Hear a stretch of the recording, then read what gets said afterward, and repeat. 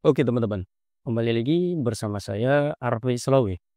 Jadi di video kali ini kita akan membahas apa sih perbedaan antara si microkernel dan monolithic kernel. Jadi sebelum kita mulai kita harus ngerti dulu teman-teman konsep dari kernel. Jadi apa sih kernel itu kan? Jadi kernel itu adalah inti dari sebuah sistem operasi atau operasi sistem jadi yang berfungsi sebagai jembatan antara teman-teman perangkat keras dan perangkat lunak antara hardware dan software. Jadi tanpa adanya kernel ini perangkat lunak atau software itu tidak bisa berinteraksi langsung dengan perangkat keras.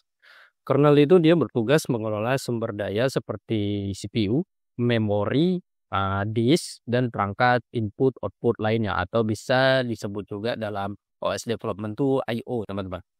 Sehingga aplikasi itu dapat berjalan dengan efisien dan juga aman teman-teman. Jadi fungsi utama dari kernel itu kita harus ngerti dulu teman-teman, kita harus ngerti dulu ya di sini. Jadi kita buat aja fungsi utamanya. Fungsi utama antara lain, dari kernel itu dia yang pertama adalah, manajemen teman-teman, manajemen proses. Jadi, tugas kernel itu dia mengelola proses yang berjalan di komputer seperti kapan dan bagaimana si CPU ini menjalankan setiap proses. Jadi ketika kayak kita membuka browser seperti Vivaldi atau Brave atau Google Chrome, si kernel ini memastikan bahwasanya proses pada browser itu mendapatkan waktu CPU yang diperlukan tanpa mengganggu proses lain seperti misalnya kita membuka kode editor atau, membuka pemutar musik gitu teman-teman. Seperti itu. Dan kemudian selain manajemen proses ya seperti nomor 2 manajemen, manajemen juga memori. Nah, di sini juga kernel mengambil andil karena kernel juga bertanggung jawab dia untuk mengalokasikan dan membebaskan, memori teman-teman, nge-free memori. Karena ketika kita menjalankan aplikasi besar seperti misalnya lah kayak video editor, kernel dia memastikan bahwasanya aplikasi dari video editor itu, memiliki akses memori yang cukup teman-teman, agar tidak terjadi dengan kata lain overlap namanya, antara memori aplikasi satu dengan yang lainnya. Dan kemudian juga selain dari memori juga ada selain itu adalah perangkat gitu, manajemen perangkat.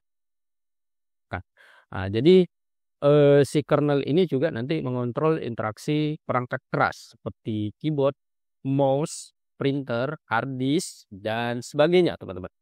Ketika kita nanti ngetik, si kernel ini memastikan bahwasannya inputan dari keyboard itu diteruskan ke aplikasi seperti, editor teks. Seperti itu. Dan juga ada selanjutnya seperti misalnya kernel nanti memberikan akses ke data di perangkat penyimpan melalui sistem file. Contoh kayak kita misalnya kayak buka dokumen teman-teman. Buka dokumen, jadi nanti kernel membaca data dari disk dan memberikannya kepada aplikasi gitu teman-teman.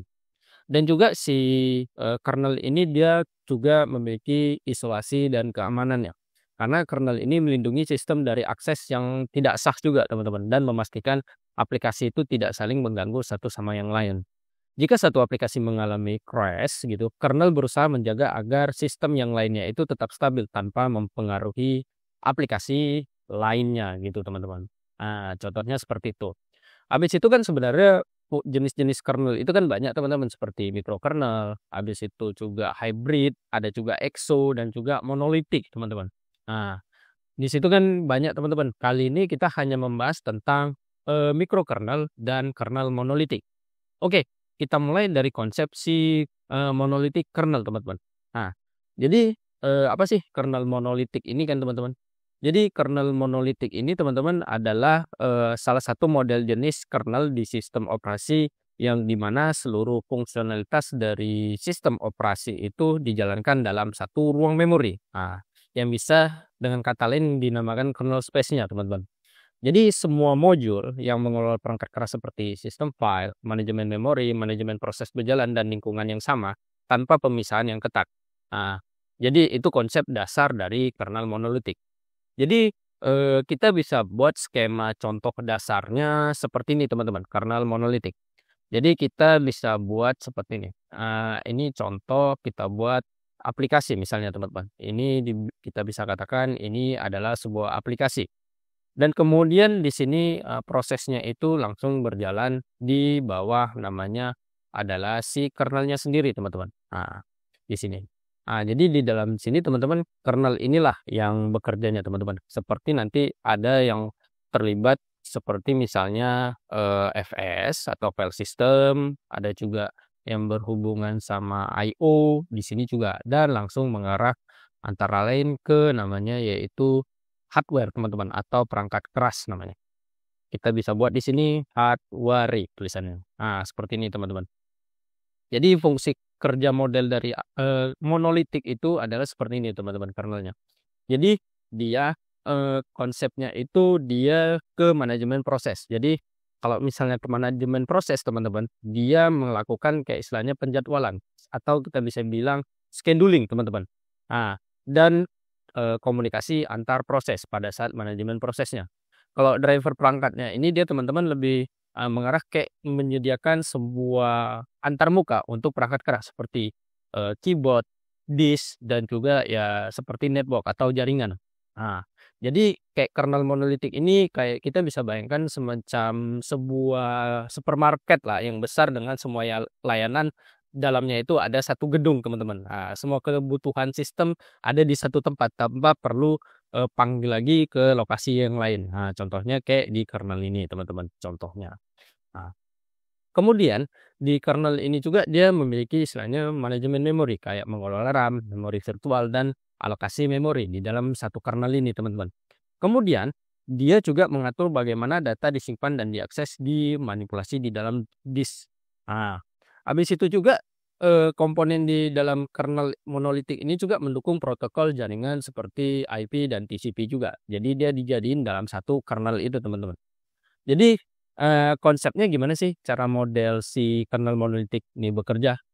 Jadi ketika pada saat sebuah aplikasi membutuhkan sumber daya perangkat keras gitu teman-teman, dia itu membuat sebuah permintaan dulu ke kernel, menggunakan namanya yaitu adalah system call namanya, SYS call. System call teman-teman. Jadi dia membuat system call dan membuat permintaan menggunakan si system call itu kernel monolitik dia menerima istilahnya permintaan dari apps tersebut. Lalu menanganinya teman-teman langsung dengan menggunakan modul-modul dari si internal si kernel itu tadi gitu. Misalnya kernel minta, saya mau memanggil sistem file system. Jadi di kernel itu nanti panggil modul si file system. Jadi misalnya aplikasi yang mengirimkan sistem call itu kan biasanya dia metodenya pakai metode open gini teman-teman. Nah, pakai metode open, habis itu nanti diproses dengan si apps-nya lalu ke kernel teman-teman. Nah, kernel memproses permintaan dengan mengakses modul dari sistem file itu. Nah, file dibuka dan hasilnya dikembalikan lagi ke aplikasi. Jadi dia konsepnya dari apps, kernel, ke hardware, baru balik lagi hardware, kernel, dan ke apps lagi teman-teman. Gitu. Kalau misalnya dengan jaringan gimana? Kalau dengan jaringan sama teman-teman, kernel langsung menangani permintaan melalui networking stack. Proses ini nanti dilakukan di kernel space tanpa memerlukan modul-modul eksternal lagi. Seperti itu. Karena semuanya ini berjalan di kernel space-nya teman-teman, tanpa melakukan modul-modul eksternal lagi. Jadi sistem kernelnya ini, dia itu kernelnya itu ada berbanyak modul gitu teman-teman di dalam satu kernel itu. Jadi tinggal, di dalam space kernel itunya aja, jadi tidak butuh lagi, tambahan-tambahan lagi teman-teman atau eksternal modul teman-teman. Contohnya seperti itu. Jadi konsepnya itu sangat simpel kan, di mana, si kernel inilah yang bertanggung jawab atas semua kerja teman-teman dari hardware dan permintaan dari apps itu tadi. Jadi ada nggak kelebihan dari si kernel monolitik ini tadi? Yang pertama sudah jelas teman-teman, kernel monolitik ini kita bisa bilang performa yang tinggi teman-teman. Karena, semua fungsi itu berada di ruang memori yang sama, yaitu kernel memory space ini. Tidak ada overhead komunikasi antara si kernel dan modulnya ini juga teman-teman. Dan juga semua proses ini terjadi dengan efisien, menjadikannya ideal untuk sistem yang membutuhkan kita bilang kinerja yang sangat cepat. Kemudian, kernel monolitik ini juga, dapat dengan mudah menambahkan berbagai fitur, misalnya sistem file baru, protokol networking, karena sebelumnya terintegrasi langsung ke dalam kernelnya. Itu keuntungannya teman-teman, karena dia di dalam satu kernel. Habis itu pun juga dia keuntungannya selain performa, dia bisa dibilang eee, mudah dioptimalkan, teman-teman. Nah, mudah dioptimalkan. Kenapa mudah dioptimalkan, teman-teman? Karena, eee, kernel ini kan dia bisa dikatakan dapat dioptimalkan untuk perangkat tertentu dengan cara ya kompilasi aja, di-compile aja kernel khususnya gitu. Ini sering dilakukan dalam dunia kayak istilahnya, dalam dunia Linux atau perangkat server atau juga IoT, teman-teman. Nah, karena sistem kernel monolitik ini mudah dioptimalisasi, teman-teman. Nah, habis itu teman-teman dia juga stabilitas. Stabilitasnya ini bagus dengan dalam kondisi normal. Karena dengan desain yang solid dan komunitas yang aktif, kernel model seperti kayak Linux, kernel telah membuktikan stabilitasnya meski dalam skalabilitas yang sangat besar. Contohnya dipakai banyak di server, teman-teman. Gitu. Tetapi selain itu, selain kelebihan pasti ada kekurangan dong tentang si kernel monolitik ini. Sudah jelas, teman-teman. Karena, kita kembali ke bug, teman-teman. Karena dia bisa katakan karena semua komponen berjalan di ruang memori yang sama, teman-teman, di dalam kernel ini, sebuah bug di satu perangkat modul, misalnya lah, driver perangkat, teman-teman, dapat menyebabkan seluruh sistem itu menjadi bisa crash, teman-teman. Itu kekurangan dari, kernel monolitik. Karena driver perangkat keras yang buruk dapat mempengaruhi kestabilan dari kernelnya. Jadi kalau misalnya drivernya bermasalah, ya otomatis, mempengaruhi dari kestabilan kernelnya, teman-teman. Kemudian ya sudah jelas kompleksitas kodenya, teman-teman. Kompleksitas kode. Kompleksitas kode. Kernel monolitik ini kan memiliki konsep basis kode yang sangat besar dan kompleks, teman-teman. Karena, dia itu karena dalam satu modul dan juga dia, membuat kompleksitas kode ini dia menyulitkan pada saat debugging, pemeliharaan, dan juga pengembangan, teman-teman. Dan juga dia ini konsep dari kernel monolitik ini tidak modular, teman-teman. Tidak modular juga, tidak modular secara murni bisa kita katakan. Karena meskipun beberapa kernel monolitik modern seperti misalnya model konsep kernel Linux mendukung modul kernel yang bisa kita katakan loadable kernel modul, tetap saja pendekatan-pendekatan dari kernel monolitik ini tidak se-fleksibel arsitektur seperti konsep, nanti di kernel yang selanjutnya, teman-teman, seperti si microkernel. Dan kemudian sudah jelas ukuran si microkernel itu besar, teman-teman. Kernel monolitik seringkali memiliki ukuran-ukuran yang sangat besar, yang membuatnya kurang ideal untuk perangkat dengan sumber daya terbatas seperti konsepsi embedded system, teman-teman. Konsepnya seperti itu. Seperti apa sih contoh dari kernel monolitik juga? Ya sudah jelas Linux, teman-teman. Linux kernel ada contoh klasik dari kernel monolitik. Meski mendukung modular kernel, teman-teman, inti sistem tetap beroperasi di dalam ruang memori. Linux digunakan kan di server, desktop, Android, dan juga di perangkat IoT. Kemudian si kernel monolitik ini juga konsepnya ada di kernel Unix. Kernel Unix asli menggunakan kernel monolitik seperti misalnya FreeBSD, OpenBSD kan juga menggunakan pendekatan dari kernel monolitik, teman-teman. Ada nggak kayak istilahnya Windows ringkih menggunakan? Ada sebagian, teman-teman, contohnya seperti Windows NT. Windows NT atau Nice Try bisa kita, selengkan, teman-teman. Jadi Windows NT kernel itu mengadopsi pendekatan hybrid, tetapi banyak fitur utamanya tetap berjalan di kernel space yang notabene kan, ada sedikit sebagian dari kernel, monolitik, teman-teman, dari Windows NT, Windows Nice Try, teman-teman. Itu dia dari konsepsi, monolitik kernel. Bagaimana sih dengan si microkernel, teman-teman? Ini dia. Kita masuk ke microkernel, teman-teman. Jadi microkernel itu adalah salah satu jenis, kernel yang sistem operasi di mana hanya fungsi-fungsi paling dasar, teman-teman, yang hanya dijalankan di kernel space. Sementara fungsi lainnya itu dijalankan sebagai layanan di user space. Tujuan utama dari desain ini membuat kernel ini lebih kecil, teman-teman. Berbeda sama monolitik tadi kan. Tujuan utama ini dia kan dibuat lebih kecil, modular, dan juga aman dengan memindahkan sebagian fungsionalitas, sistem operasi keluar dari model kernelnya.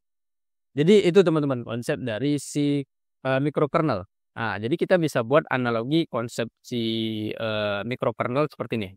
Andaikan kita di sini punya model aplikasi, teman-teman. Di sini aplikasi namanya. Sorry. Kita buat di sini, antara itu bukan SPP tapi apps. Dan kemudian di sini, banyak sekali, teman-teman, modelannya seperti misalnya app IPC gitu teman-teman. Habis itu, kita bisa katakan juga lagi device, device driver namanya teman-teman. Ada juga namanya use server namanya teman-teman di sini. Use server, Unix server misalnya ya. Unix server dan juga ada juga lagi misalnya di sini namanya FS atau file system atau file server teman-teman. File server. Kemudian baru teman-teman di sini ada lagi, baru masuk ke basic IPC namanya. Nah, basic IPC. Nah, IPC habis itu, virtual memory schedule namanya. Schedule habis itu dan juga baru masuk ke hardware teman-teman di sini. Hardware. Nah, jadi ini konsep dari si, namanya mikrokernel teman-teman. Jadi dia jalannya itu dia memiliki konsep modul-modul seperti ini teman-teman, fungsi-fungsinya teman-teman. Nah, dia konsep dasar mikrokernel ini dia menjalankan fungsi-fungsi inti dalam kernel space seperti istilahnya manajemen virtual seperti ini teman-teman, habis itu penjadwalan proses, kemudian juga manajemen perangkat dasar. Jadi kayak mengatur alokasi memori dan proses teman-teman, habis itu mengatur proses yang akan dijalankan dengan CPU, habis itu komunikasi antar proses atau IPC teman-teman, memfasilitasi komunikasi antara layanan-layanan yang berjalan di user space, dan juga menyediakan akses terbatas ke perangkat keras. Jadi fungsi lain seperti file system, driver, perangkat keras, jaringan, dan juga protokol lainnya dijalankan sebagai layanan di user space teman-teman. Nah, seperti itu, bukan di kernel space-nya. Dalam si mikrokernel ini juga teman-teman, kernel ini hanya mencakup fungsi inti. Sedangkan modul-modul lain kayak beroperasi sebagai proses terpisah teman-teman di user space.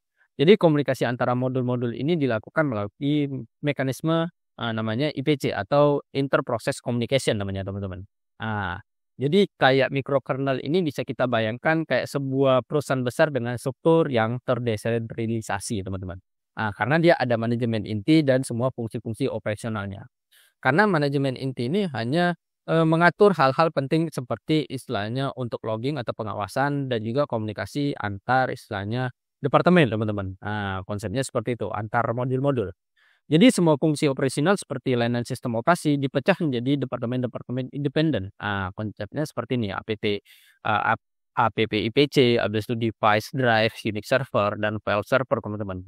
Ini nanti berinteraksi melalui konsep antara IPC gitu teman-teman. Komponen si mikrokernel ini yaitu adalah ya fungsi inti, manajemen memori, proses, dan IPC ini sendiri. Kemudian masuk ke user space. Ini bagian dari user space semua teman-teman. Ini konsep dari mikrokernel. Ini adalah si user space-nya. Jadi kayak istilahnya modul untuk membaca tulis, data di disk, ada di file server misalnya. Habis itu ada driver perangkat.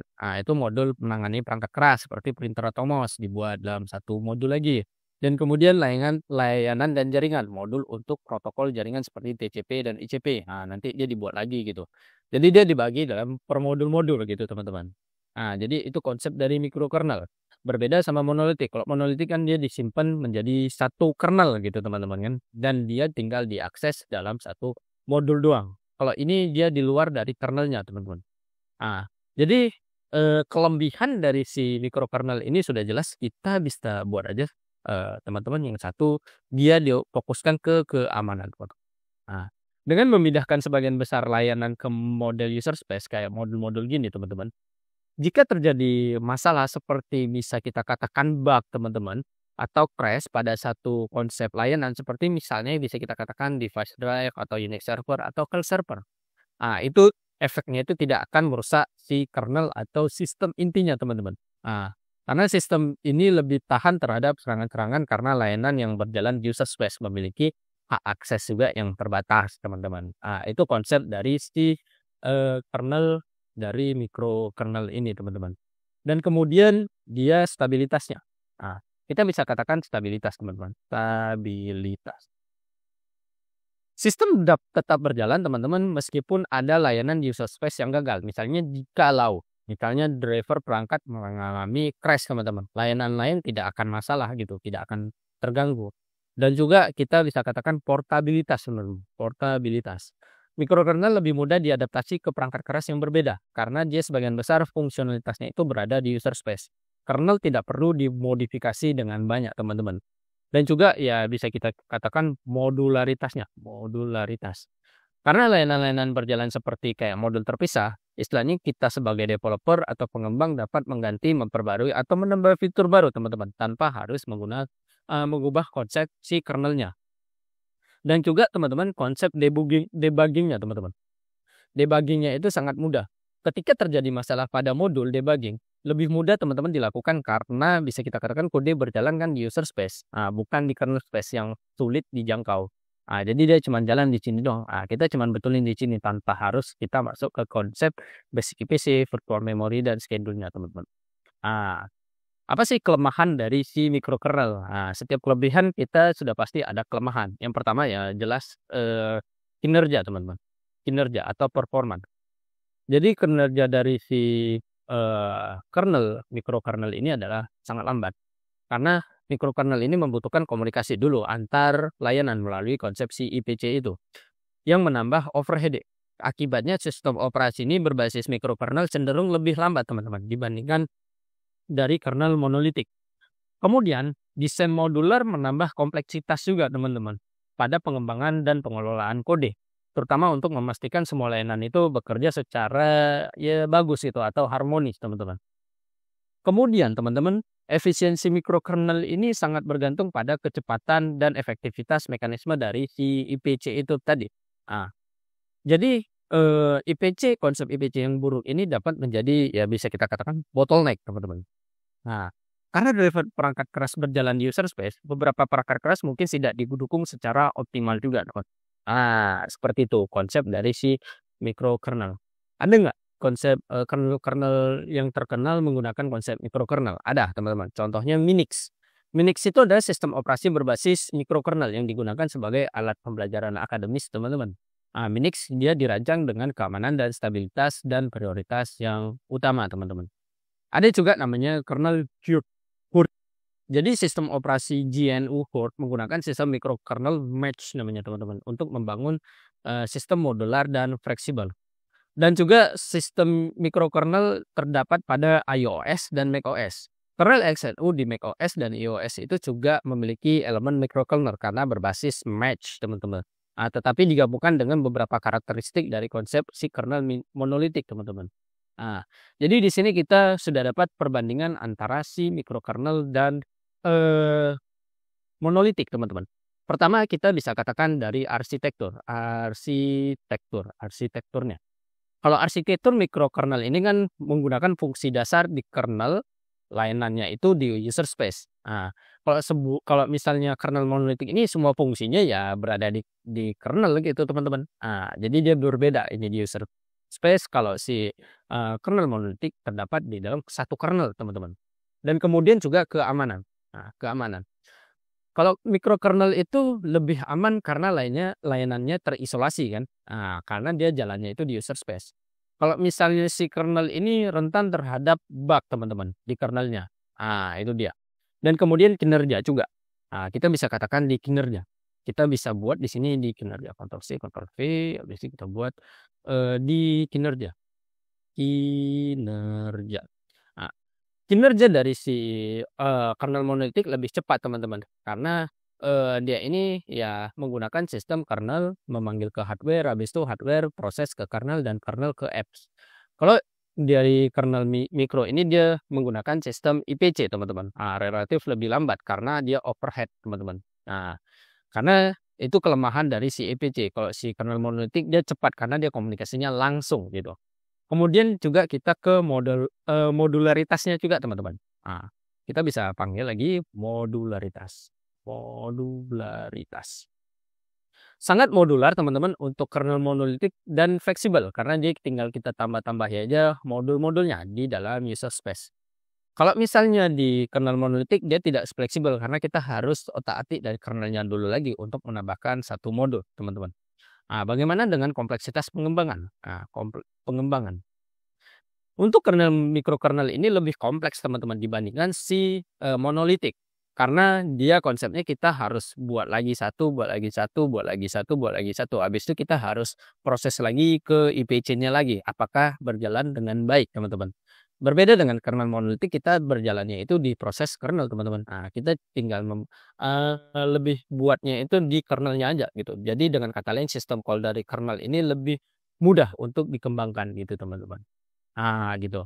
Jadi alur kerja dari mikrokernel itu dia dari aplikasi membuat kayak istilahnya permintaan seperti misalnya dia membaca file, habis itu permintaan nanti kan diteruskan ke kernel melalui si sistem call ini teman-teman. Nah, kemudian modul tersebut mengembalikan hasil dari hardware ke kernel dan ke user space gitu teman-teman. Nah, kemudian contoh aplikasinya itu kasusnya itu kayak membuka file misalnya gini teman-teman. Kalau aplikasi kan mengirimkan permintaan misalnya kayak kita membuka file open gini, nah ke kernel, habis itu kernel memproses permintaan dan meneruskannya ke user space dulu teman-teman. Nah dia dari app ke user space dulu, habis itu baru ke IPC, baru ke hardware teman-teman, baru balik lagi dan seterusnya. Mikrokernel ini ideal untuk sistem yang membutuhkan bisa kita katakan keamanan yang tinggi teman-teman. Seperti istilahnya perangkat-perangkat medis atau sistem keuangan. Nah, bagus pakai metode dari mikrokernel. Stabilitas karena dia isolasi layanan dan mencegah kegagalan total teman-teman. Portabilitas juga misalnya pada perangkat embedded yang beragam. Jadi kalau misalnya kayak seperti medis dan keuangan cocok menggunakan konsep-konsep mikrokernel gitu teman-teman. Nah, kalau misalnya apps-apps kayak seperti si monolitik apa bagusnya di server teman-teman dan juga di perangkat-perangkat keras tua selainnya dan juga di IoT teman-teman. Kayak seperti Linux itu teman-teman dari monolitik kernel. Jadi kelebihan dan kekurangan dari mikrokernel dan monolitik ada masing-masing teman-teman. Nah, terutama pada salah satu misalnya keuntungan dan kelebihannya dan juga kekurangan dan keminusannya juga. Oke, kalau misalnya ada kritik dan saran perihal si mikrokernel dan monolitik ini bisa aja hantam aja kolom komentar atau bisa buat isu juga teman-teman. Perihal dari mikrokernel dan monolitik. Atau di luar dari si topik dari mikrokernel dan monolitik kernel. So, thank you untuk hari ini. Thank you teman-teman. Thank you.